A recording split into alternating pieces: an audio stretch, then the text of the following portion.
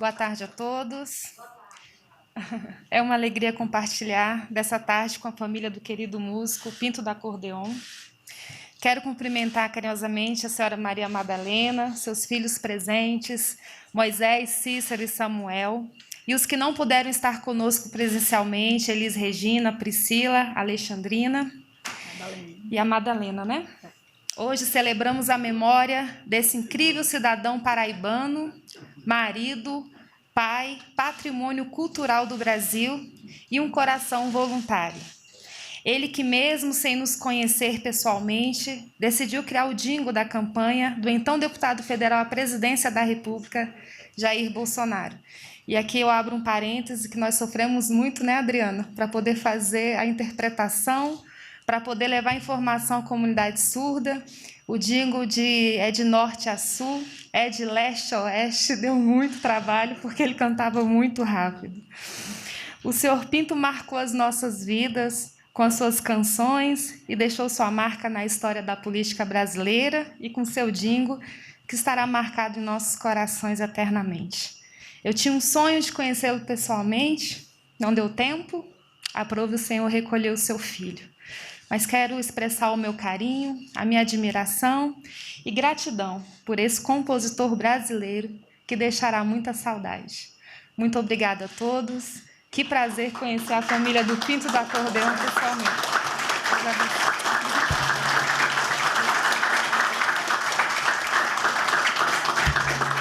Como o presidente não vai falar, a gente vai ouvir agora o jingle. É de leste a sul, é de leste a sul, é de norte a sul, é de leste a oeste. E o Brasil todo votando 17. Na época era o 17, né, Cícero?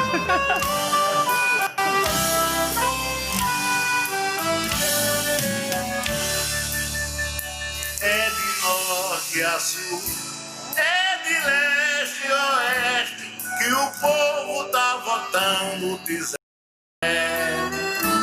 Nossa gente unida por um país novo, Brasil acima de tudo e Deus acima de todos. O gaúcho é Bolsonaro, o baiano e o paulista é Bolsonaro, e a minha Paraíba é Bolsonaro, e o carioca, gente, é Bolsonaro, o mineiro e o potiguar é Bolsonaro, a criança amazonense é Bolsonaro, azul, branco, amarelo e verde é nossa bandeira, com fé na força do povo ela jamais será vermelha. O goiano é Bolsonaro, e o cearense é Bolsonaro, é Bolsonaro, e o Mato Grosso é quem é Bolsonaro, e o Pernambuco azul, branco, amarelo e verde é nossa bandeira, com fé na força do povo ela jamais será vermelha. Em Santa Catarina, Pará, Paraná e Piauí, Sergipe, Tocantins, Alagoas e Rondônia, já todo mundo é, eu também sou, é o mundo todo. Azul, branco, amarelo e verde é nossa bandeira, com fé na força do povo ela jamais será vermelha.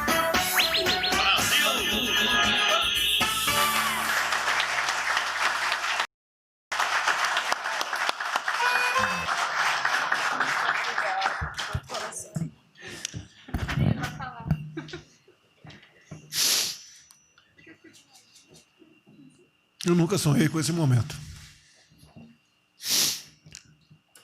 Fiquei 28 anos dentro da Câmara, vendo como funcionava a engrenagem do Brasil. Um parlamentar do baixo clero, que sonhava em mudar o destino dessa nossa grande nação. Quis o destino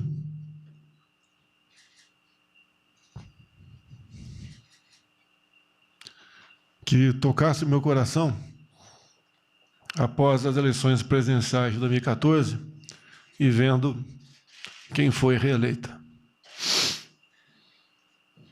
Não via esperança para a nossa pátria, pelo tipo de gente que nos governava. Tracei um plano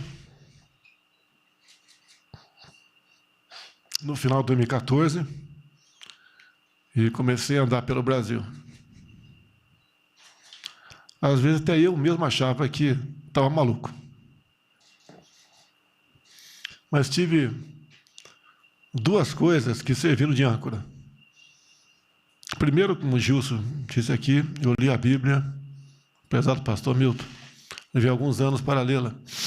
Comecei na fronteira, estava nativo ainda. E aquela passagem bíblica, no João 8,32, sobre a verdade, estava no meu subconsciente. E quando comecei a andar pelo Brasil, não me lembro quem foi, falou-me sobre aquilo. E eu falei, a gente tem que ser diferente. Eu não pode ser mais um.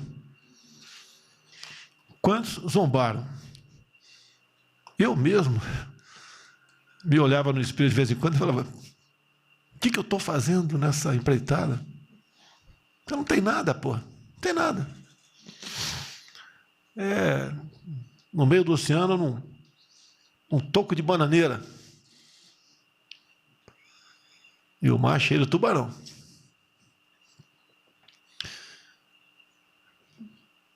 Mas resolvi ir para frente.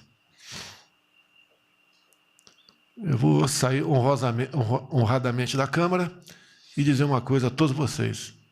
Eu vou fazer a minha parte. Lembrei de Caxias, né?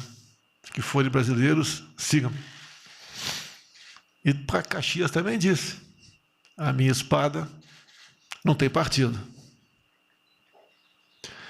E foi acontecendo quase que por acaso. Até que um cabra da peste, um cearense, teve a ideia de vamos convocar o povo para o aeroporto. E a primeira vez que isso aconteceu foi em Fortaleza. E aquela onda pegou. Pessoas foram aparecendo aos poucos. Aos poucos, não estava ficando sozinho. Apareceram alguns oportunistas. É do ser humano. E temos que saber como tratá-los para que não contamine um grande sonho. Até porque os oportunistas aparecem na reta final. Depois que o time está ganhando 3-0, aos 40 do segundo tempo, é que ele diz que é torcedor do teu time. Aconteceu uma passagem esquisita, né?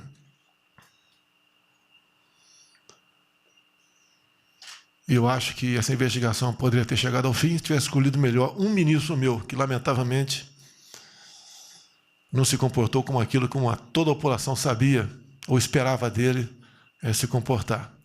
Aconteceu o 6 de setembro. Eu vejo a filha ali do Mário Frias, 9 anos, isso mesmo? 9 anos, a idade da minha filha. Eu sempre pedi a Deus, enquanto estava no hospital, para não deixá-la órfã.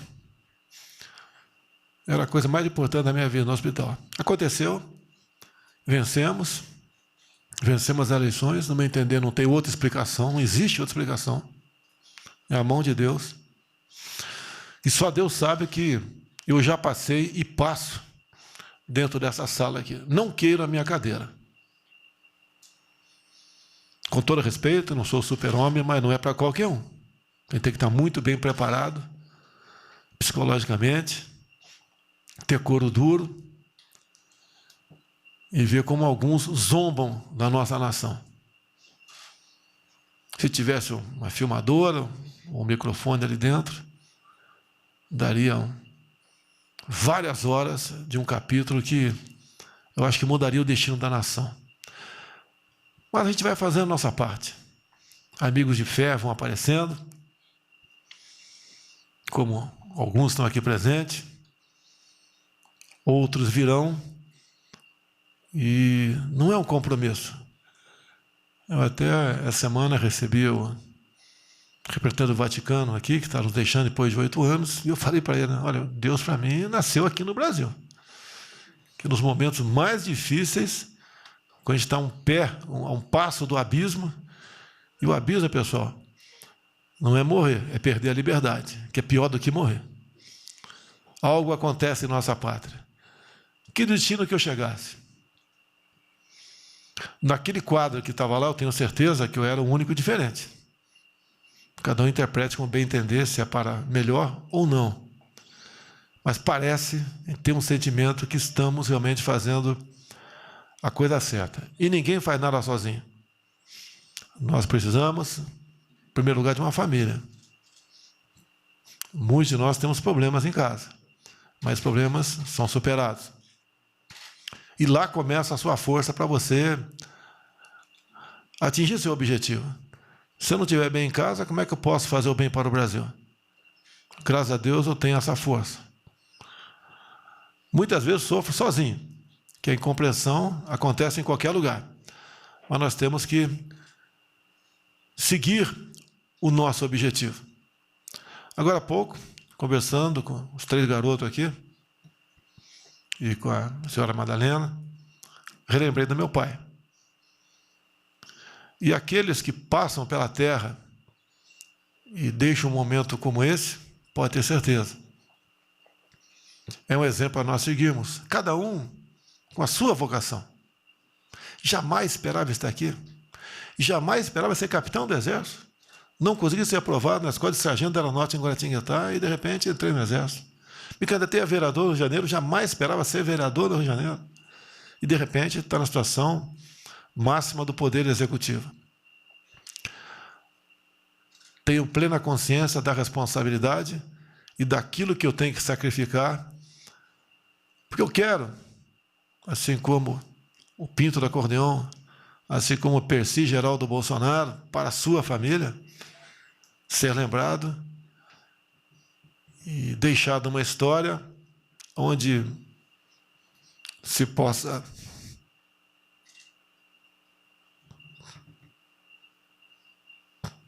dizer, valeu a pena.